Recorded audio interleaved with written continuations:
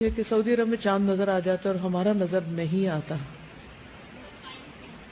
Time zone کا فرق ہونے کے علاوہ آپ دیکھیے کہ چاند کب دکھتا ہے، جب سورج ہوتا ہے یا نہیں ہوتا.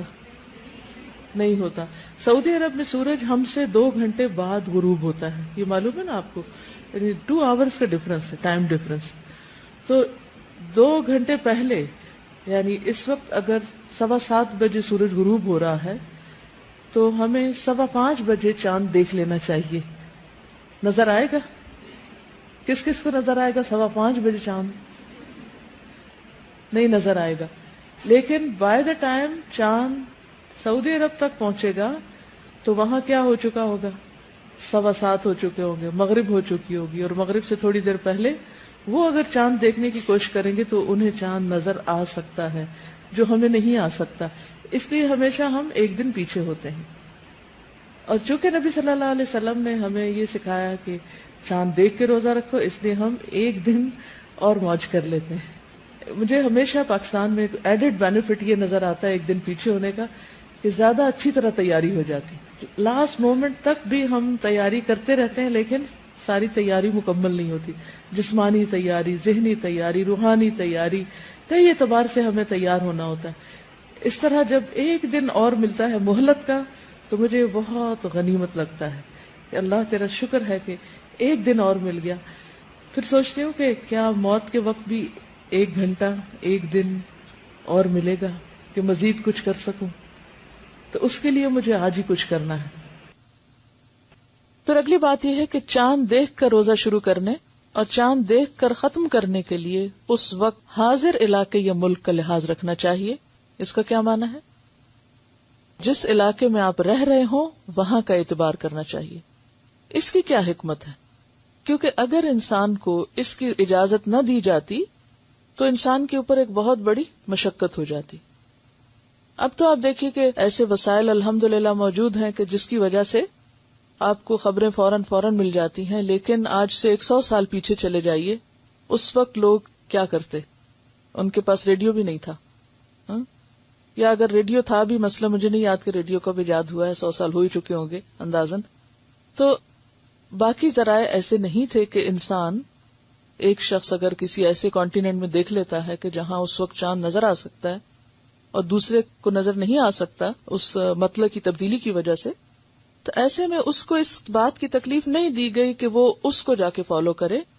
اس کے لیے کیا ہے کہ وہ اپنا الگ کیلنڈر دیکھے.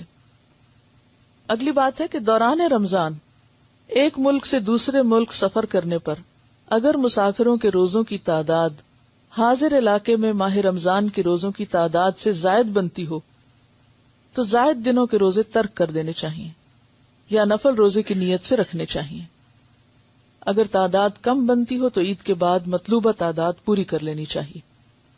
مثلا اگر آپ یہاں اس وقت موجود ہیں اور آپ ایک دن بعد روزہ رکھ رہے ہیں اور پھر آپ سعودی عرب جاتے ہیں عمرہ کرنے کے لیے اور آپ کو عید وہیں آ جاتی ہے، تو اب آپ کیا کریں گے کہ عید کر لیں گے. آپ یہ نہیں کریں گے کہ آپ اگلے دن الگ عید کر رہے ہیں کہ جی میرا تو ابھی 30 پورے نہیں ہوئے. آپ عید کر لیں گے اور جو ایک دن کا روزہ رہ جائے گا آپ کا، اس کو آپ عید کے بعد پورا کریں گے. کیوں؟ اس لیے کہ اصل اعتبار چاند دیکھنے کا ہے. جس جگہ، جس شہر اور جس علاقے میں آپ موجود ہیں وہاں اگر آپ نے چاند دیکھ لیا ہے تو اب آپ انتظار نہیں کریں گے اس بات کا کہ اچھا میں جہاں سے آیا ہوں وہاں کیا ہو رہا ہے. آپ کیا دیکھیں گے کہ جہاں میں موجود ہوں، یعنی موجود جگہ کا اعتبار ہوگا اور وہاں کے مسلمانوں کے ساتھ جو وہ کر رہے ہوں گے وہی آپ بھی کریں گے. اور اگر آپ کا ایک روزہ رہ گیا، بعضوں کا 2 دن کا بھی فرق پڑ جاتا ہے، تو وہ آپ بعد میں پورا کریں گے. اس کے لیے کیا دلیل ہے؟ یہ بہت ہی دلچسپ روایت ہے. حضرت قریب رضی اللہ تعالی عنہ ابن عباس کے غلام سے مروی ہے کہ حضرت ام فضل حضرت عباس کی بیوی ہیں، انہوں نے انہیں قریب کو یعنی اپنے غلام کو حضرت معاویہ کے پاس کسی کام سے شام بھیجا. کس نے بھیجا تھا؟ ام فضل نے. کس کو بھیجا تھا؟ قریب کو. کون تھے قریب؟ غلام تھے. قریب کہتے ہیں کہ میں نے شام آ کر ان کا کام کیا، یعنی جس کام بھیجا تھا وہ کام کیا. میں ابھی شام ہی میں تھا کہ رمضان کا چاند نظر آ گیا. میں نے بھی جمعہ کی رات چاند دیکھا، یعنی خود دیکھا. پھر میں رمضان کے آخر میں مدینہ واپس آ گیا. حضرت عبداللہ بن عباس نے چاند کے بارے مجھ سے دریافت کیا کہ تم نے وہاں چاند کب دیکھا تھا؟ کس نے پوچھا؟ یہ عبداللہ بن عباس نے. کس سے؟ قریب سے. کہ تم نے چاند کب دیکھا تھا؟ میں نے جواب دیا ہم نے تو جمعہ کی رات دیکھا تھا. عبداللہ بن عباس نے پھر پوچھا کیا تم نے بھی دیکھا تھا، خود دیکھا تھا؟ میں نے جواب دیا ہاں، بہت سے دوسرے آدمیوں نے بھی دیکھا تھا اور سب لوگوں نے حضرت معاویہ کے ساتھ دوسرے دن یعنی ہفتے کا روزہ رکھا. حضرت عبداللہ بن عباس نے فرمایا ہم نے تو چاند ہفتے کے دن یعنی ایک دن کے فرق سے دیکھا ہے. پھر وہ روزہ کب بنتا ہے؟ اتوار کا روزہ بنتا ہے. اور اب یہ یعنی صحابی ہیں. ہم نے تو چاند ہفتے کے دن سے دیکھا ہے، ہم اسی حساب سے روزے رکھتے رہیں گے یہاں تک کہ 30 دن پورے کر لیں یا چاند دیکھ لیں. یعنی 29 پہ اگر نظر آ گیا تو 29 کریں گے اور اگر 30 ہو گئے تو 30 کریں گے. میں نے عرض کیا کیا آپ لوگ حضرت معاویہ کی رویت اور ان کے روزے کو کافی نہیں سمجھتے؟ حضرت معاویہ کون تھے اس وقت؟ امیر المومنین تھے، یعنی مرکز وہاں تھا، اسلامی حکومت کا مرکز وہاں پر تھا. فرمایا نہیں، ہم ایسا نہیں کریں گے کہ ہم رہتے کسی علاقے میں ہیں اور فالو کسی اور علاقے کے چاند کو کریں. فرمایا نہیں، ہمیں رسول اکرم صلی اللہ علیہ وسلم نے اسی طرح حکم فرمایا. کس طرح؟ کیا حکم فرمایا؟ یہی جو پہلے حدیث گزر چکی کہ لا تصوموا. اب دیکھیے کہ ایک حدیث میں آتا ہے صوموا لرؤیتہ، روزہ رکھو چاند دیکھ کر، اور دوسری حدیث میں کیا ہے؟ لا تصوموا، منع کیا گیا کہ مت رکھو حتی تروا الہلال، یہاں تک کہ تم دیکھ لو ہلال. ولا تفطروا، اور اسی طرح عید کے موقع پر بھی مت عید مناؤ حتی تروہ، یہاں تک کہ اس کو دیکھو. اور دیکھنے سے مراد کیا ہے؟ جہاں رہتے ہو وہاں دیکھو. یہ نہیں کہ جاپان میں اگر چاند نظر آ گیا یا فار ایسٹ میں جہاں کے ایک دن پہلے نظر آنے کا امکان ہوتا ہے، تو اب وہ لوگ ویٹ نہیں کریں گے کہ سعودی عرب میں چاند نظر آئے تو ہم اگلے دن روزہ رکھیں گے کیونکہ ہم سعودی عرب کے پیچھے. اور ہمیں اگر ایک دن بعد نظر آئے تو ہم ایک دن پہلے رکھ لیں کہ چونکہ سعودی عرب میں روزہ ہو گیا تو ہمیں ان کے ساتھ رہنا. نہیں، آپ کو ان کے ساتھ رہنا چاہیے جہاں آپ رہتے ہیں تاکہ فطری طریقے پر دین پر عمل کیا جا سکے. دیکھیے ہر شخص شہر میں نہیں رہتا، ہر شخص کے پاس ہر ذریعہ انٹرنیٹ موجود نہیں، ہر شخص کے پاس ریڈیو موجود نہیں، ہر شخص کے پاس ہر چیز موجود نہیں. مثلاً آج کے دور میں بھی لوگ ایسی ڈیوٹی پر ہوتے ہیں کہ وہ صحرا میں ان کی ڈیوٹی لگ گئی اور وہاں ابھی کوئی ٹیلی فون کی لائنیں نہیں بچھی، کمیونیکیشن کا کوئی ذریعہ نہیں ہے. ایسی ڈیوٹیز ہوتی ہیں نا لوگوں کی. مثلاً آئل فیلڈز میں لوگ کام کرتے ہیں، بعض اوقات تو نئے نئے جگہوں پہ جب سروے کرنے کے لیے جاتے ہیں تو وہاں کوئی فیسلٹی نہیں ہوتی، وہ بالکل وہاں خیمے لگا کے، یا ایسی جگہوں پہ جہاں بہت سے غیر آباد علاقے ہیں یا بعض اوقات جنگل ہیں کہ جہاں آپ کو موبائل بھی کام نہیں کرتا. اب آپ کو ایک دن سے زیادہ رہنا پڑ رہا ہے اور اتفاق یہ کہ رمضان شروع ہو رہا ہے. اب آپ کیا کریں گے؟ کیسے روزہ رکھیں گے؟